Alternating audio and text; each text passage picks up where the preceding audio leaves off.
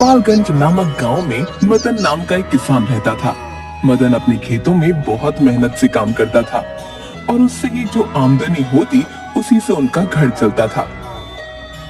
मदन के घर में उसकी बीवी माला और दो छोटे छोटे बच्चे थे। माला, मैंने अपनी जमीन पर आम के पेड़ लगाए हैं। पड़ोस वाला किशन बता रहा था कि पिछले साल आम की खेती करने वालों को बहुत मुनाफा हुआ है और शहर में आम बहुत अच्छी कीमत पर बिके। इसलिए मैंने भी आम के पेड़ लगाने का सोचा। यदि सब कुछ ठीक ठाक रहा तो इस बार मुनाफा दोगुना होगा। हम लोग अपने घर की मरम्मत भी करवा लेंगे और बच्चों की पढ़ाई भी सही से चल पाएगी। अरे वाह, ये तो बहुत अच्छी बात है। भगवान हमारी मदद जरूर करेंगे और इस बार हमें बहुत मुनाफा होगा। हाँ, अब मैं भी खेत पर जाता हूँ।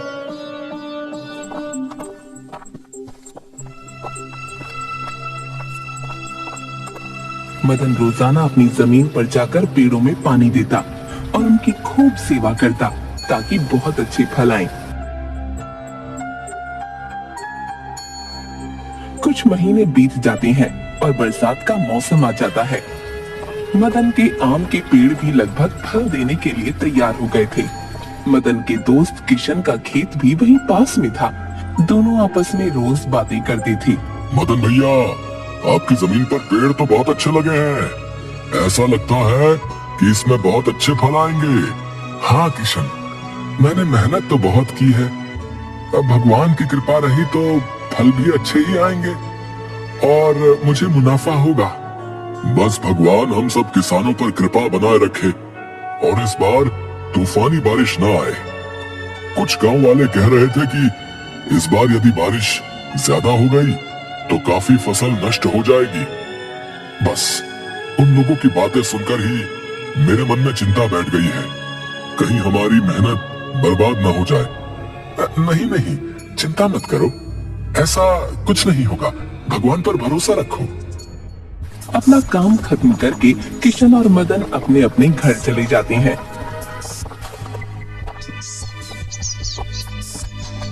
मदन ने किशन को तो दिलासा दे दिया, किंतु उसकी बातें सुनने के बाद मदन के मन में एक डर सा बैठ गया कि यदि कहीं सच में ही तूफानी बारिश हो गई तो उसकी सारी मेहनत बर्बाद चली जाएगी।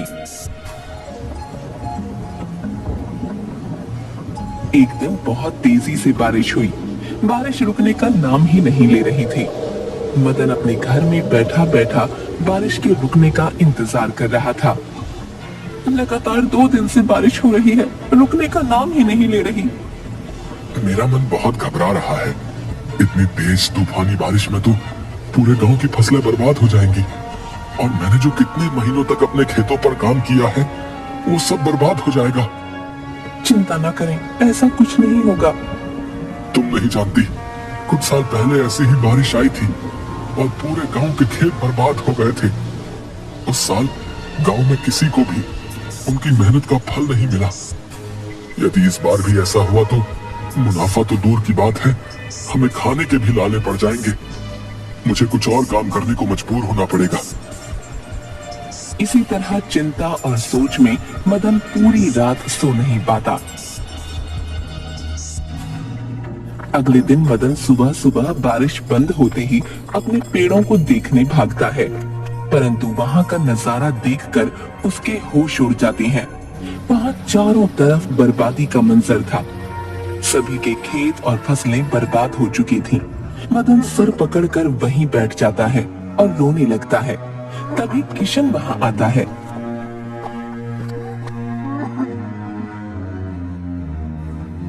अरे भैया, इस बर्बादी की बारिश ने तो सभी किसानों की मुसीबत बढ़ा दी।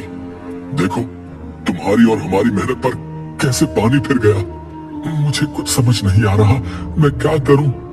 मैंने तो अपनी सारी उम्मीदें इसी फसल से लगाई हुई थी। मैं अपना घर चलाने के लिए क्या करूं, मुझे तो कुछ समझ नहीं आ रहा।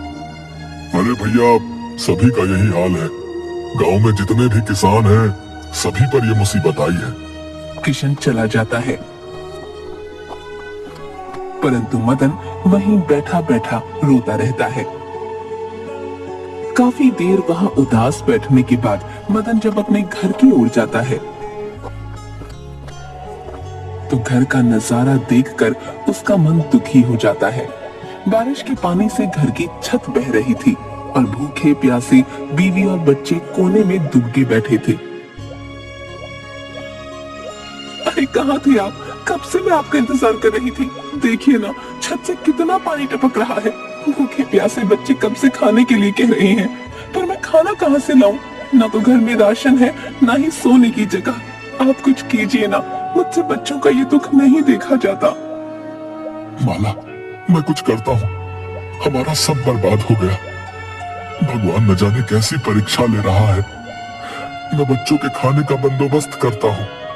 अपने बीवी बच्चों को इस हालत में देखकर मदन का मन रोने लगता है।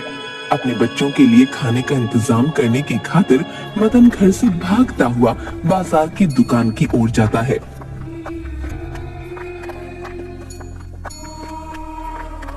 पर बारिश होने के कारण उसे कहीं से भी कोई मदद नहीं मिलती, क्योंकि उस आफत की बारिश में सभी का बुरा हाल था।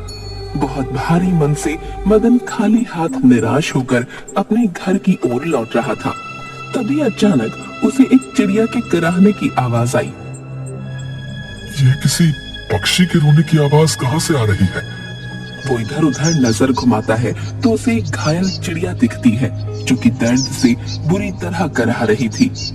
अरे ये इस नन्ही सी चिड़िया को किसने घायल कर दिया? लगता है ये भी इस बारिश में घायल हुई है। मदन तुरंत अपनी परेशानी भूलकर उस चिड़िया के जख्म को साफ करके उसकी पट्टी करता है और उसे पानी से अच्छे से साफ करके उसे पीने को पानी देता है। कुछ देर में चिड़िया का दर्द कम होता है और वो मदन से कहती है, तुम कितने अच्छे इंसान हो। तुमने मेरी मदद की, मेरी जान बचाई। तुम खुद कितने दुखी और परेशान थे, फिर भी तुमने एक चिड़िया के दर्द को देखा और तुमने उसकी मदद भी की।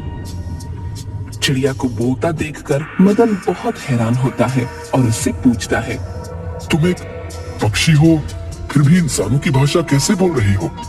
तुम साधारण चिड़िया नहीं हो। हाँ, मैं एक जादुई चिड़िया हूँ और मैं तुम्हारी परीक्षा लेने आई थी। मैं देखना चाहती थी कि इतने दुख में भी क्या तुम मेरी मदद करोगे। तुम इस परीक्षा में पास हुए, इसलिए मैं तुम्हें इनाम देती हूँ।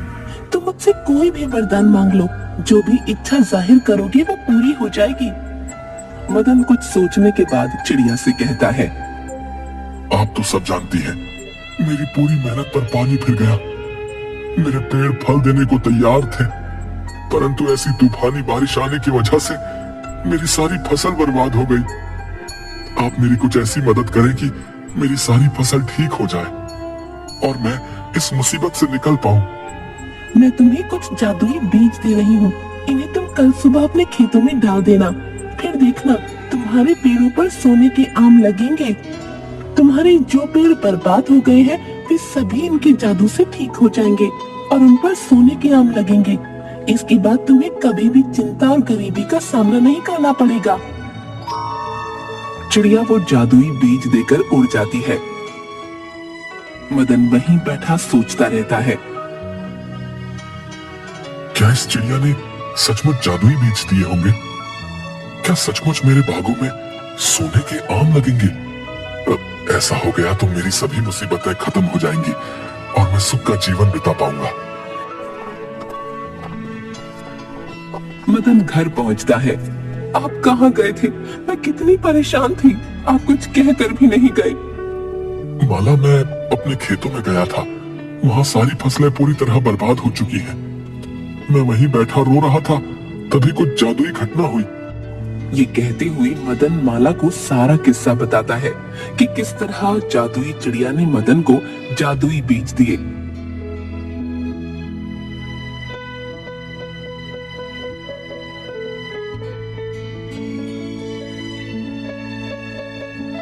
अरे क्या आप सच कह रहे हैं?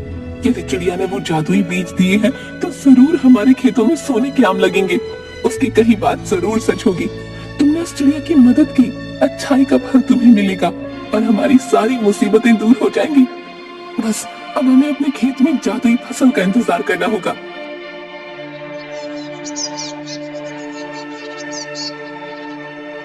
मदन और माला सो जाते हैं।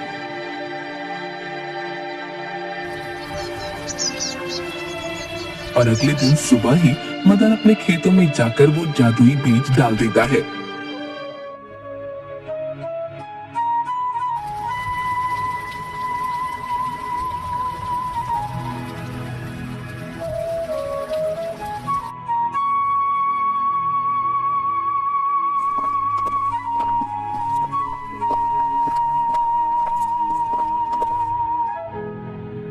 कुछ दिनों के इंतजार के बाद मदन के खेतों में पेड़ों पर सचमुच सोने के आम लगे नजर आते हैं। अरे क्या मैं सपना देख रहा हूँ? यहाँ तो सचमुच सोने के आम लगे हुए हैं। उस चिड़िया की कही बात सच हो गई।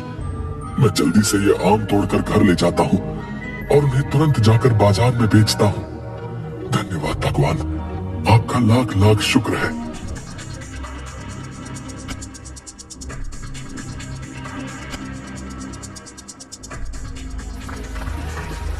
मदन वो आम लेकर घर की ओर दौड़ता है।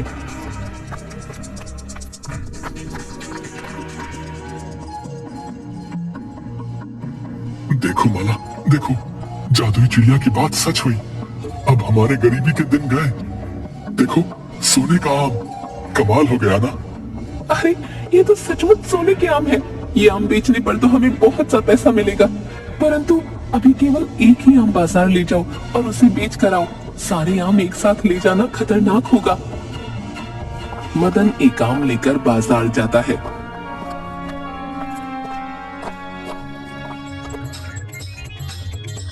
और उसे बेचने के बाद उसे काफी पैसा मिलता है। माला, केवल एक आम बेचने पर ही हमें इतना पैसा मिल गया। बाकी के आम मैं बाद में बेचूंगा। क्यों ना आप खेतों का काम छोड़कर आभूषण की एक दुकान खोल लें? इतने सोने से काफी आभूषण तैयार हो जाएंगे और उस काम में मुनाफा भी बहुत है। हाँ, ये तो बहुत अच्छा आइडिया है। इसके बाद से मदन आभूषण की दुकान खोलता है, जो कि काफी अच्छी चलने लगती है। इसीलिए कहते हैं कि नेकी कभी खाली नहीं जाती। यदि हम किसी की मदद करते हैं तो हमें भी बदले में उसने ऐसी कहानी सुनने के लिए हमारा चैनल सब्सक्राइब करें, लाइक करें, शेयर करना न भूलें।